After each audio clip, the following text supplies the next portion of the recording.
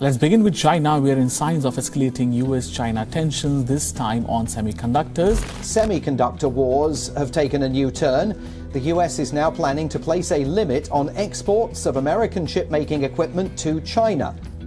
China's recent desperation to dominate the tech industry has raised concerns in Washington and sparked a global technological war. Given how advanced semiconductors can greatly influence the strength of militaries, the White House fears for its national security and must act fast.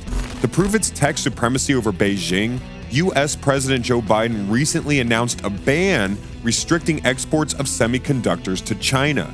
This has devastated one of China's most profitable industries, serving as a gut punch to the Chinese vision of controlling the global supply chain.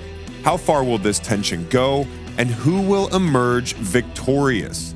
Decades ago, computers were bulky with overly complicated wires sending signals to each other to solve tedious problems. But then in 1954, two American engineers had an idea to eliminate the wires. They created a new technology called the transistor. The initial design was rather large, so they later decided it was best to carve them onto a tiny electrical conductor made up of a material base of silicon. Silicon is a metallic element that makes up over 25% of the Earth's crust. When it mixes with other elements, it becomes a semiconductor, which is a much more efficient way to control the flow of electricity. The next step was to fuse millions of transistor switches onto a single silicon chip. Once this was done, this invention forever changed the world's technological capabilities. Everything from smartphones to automobiles to kitchen appliances now possess powers far superior to what was possible only a short time ago. We are now in a world where we have heated competitions among countries to push the limits of how many switches can be fused onto a single chip. The more transistors on a single chip, the more complex the processing power. The US government's actions are intended to stifle not only China's access to advanced semiconductors, but also their access to the fab machines that make them and the talented minds who design them. This would achieve the United States' ultimate goal of limiting the Chinese government's ability to develop complex artificial intelligence that could outperform anything the US currently possesses and then deploy the tech militarily. The United States owns 8 out of the 15 largest semiconductor companies in the world. Washington has been tasked to damage Chinese capabilities today and maintain American leverage in the future. As far as this goes, the US feels it has the upper hand. Should China be worried? While Beijing's vision to dominate the future of technology has partly already been achieved, none of the few corporations that dominate global semiconductor production are Chinese. Huawei's Kirin chipsets are made by the Taiwan Semiconductor Manufacturing Corporation, TSMC, using American technology. China is so dependent on foreign chips that it spends more on them than oil. In 2020, China imported $350 billion worth of semiconductors while spending only $178 billion on oil that same year. China has remained the world's largest importer of microchips since 2005. As a result, their government is hell-bent on achieving dominance in the industry by increasing their domestic supply and decreasing reliance on imports.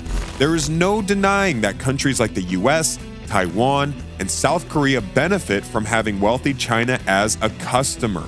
However, the geopolitical power struggle has overshadowed the financial picture. China is keen on gaining control over operations in Taiwan, but the small island country has created an alliance with the West rather than give in to their overbearing neighbor. Taiwan also has been luring their best engineers working for the important chip makers in the US to return to the island with their new skills with the intention of creating a new Silicon Valley in Taiwan. The largest manufacturer of them all, TSMC, came to realize that the US was struggling to keep up with the billions of dollars needed to create and maintain their own manufacturing operation. So, rather than trying to compete with the United States in the design and development of chips, they focused on being the masters and main players of the manufacturing process and the ultra-expensive fab machines. This has kept Taiwan a critical piece of the microchip supply chain and firmly rooted as a friend of the United States, further aggravating the Chinese government. 86% of the design and development of all semiconductors goes through the United States. And with Taiwan having American protection due to their reliance on TSMC's fab machine factories, a whopping 92% are manufactured in Taiwan.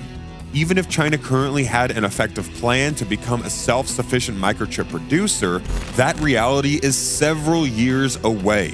This dynamic that excludes China from the supply chain picture is not new, but the US cannot wait to prove that they are the dominant species over the tech world. With recent news containing rumors of a Chinese desire to invade the smaller Taiwan, these tensions are now at an all-time high. In October 2022, US President Joe Biden announced a ban which will cut off any Chinese involvement in their advanced semiconductor production and supply chain.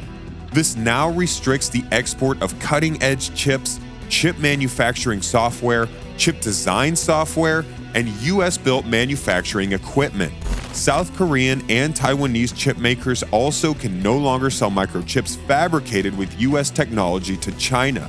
These restrictions dealt a heavy blow to Chinese heavyweights like Huawei, who lost 80% of its global market share and was forced to sell its phone division. Such losses were, however, also felt on US soil. American semiconductor giants Nvidia initially suffered huge financial losses, having suddenly lost all of its Chinese customers. This factor resulted in the Biden administration doubling down with the CHIPS Act, a $52.7 billion investment into domestic semiconductor manufacturing, which rescued important local players like Nvidia and Intel. This also provides funding for American investments in their own fab manufacturing plants. The next step of this has already broken ground in Arizona. Following a visit to TSMC in Taiwan from U.S. Speaker of the House Nancy Pelosi in August 2022, the announcement came a few months later in December that TSMC is further partnering with America to commence construction on 2 new fab plants. The first is scheduled for completion in 2024.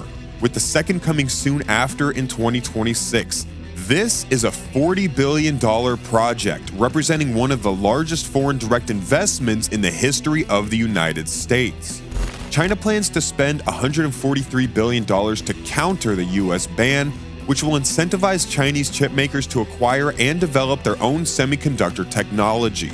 This investment is, however, unlikely to pay off in the next 10 years, as Beijing lacks specialized software and manufacturing equipment. One of their most important chip companies, the state-owned SMIC, has publicly stated that its core capabilities are roughly 4 years behind the most advanced technology available now from Taiwan's TSMC. Some optimism for China may come from history. During the trade war between the US and China in 2016, the US imposed stringent tariffs across China's manufacturing sector. However, Beijing's economy ended up recording a trade surplus of $323 billion in 2019 at the peak of the sanctions. A similar pattern may repeat itself in the semiconductor ban. Therefore, some experts still predict a promising future for China. The recent Chinese response to the US ban and new groundbreaking with TSMC has included 3 major news stories. 1, an increased naval presence in the vicinity of American military bases in the regions around the South China Sea and Philippine island chains. 2, the Chinese spy balloon seen and shot down over US territory that dominated news headlines for a few days. And 3, most eye-opening of all, the flaunting of their hypersonic missile testing. The US ban on China will be less effective if other players in the semiconductor market like Taiwan, the Netherlands, South Korea, and Japan do not follow suit. Some analysts fear these economies might take advantage of the situation and cash in on additional business with China, but this has not yet been the case.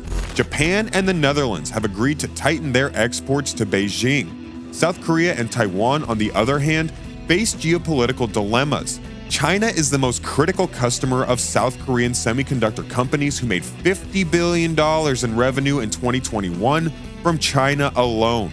South Korean companies like SK Hynix and Samsung will lose greatly in the US-China face-off as a significant drop in export revenue looms. Seoul has attempted to remain idle in this tech war, but it is an unavoidable burden. They now face the decision to choose between US technologies or the Chinese market. Given its current tension with North Korea, South Korea cannot afford to lose its alliance with the United States. Taiwan was one of the earliest US allies to show support for the new US restrictions against China. They already had suspicions around China wanting to overtake their semiconductor enterprise, and these fears have now worsened with China's recent military exercises near the Taiwanese island. A United States general has recently predicted an armed conflict between the US and China by 2025. While a lot more has to continue to go wrong for this to actually happen, the stage has been set.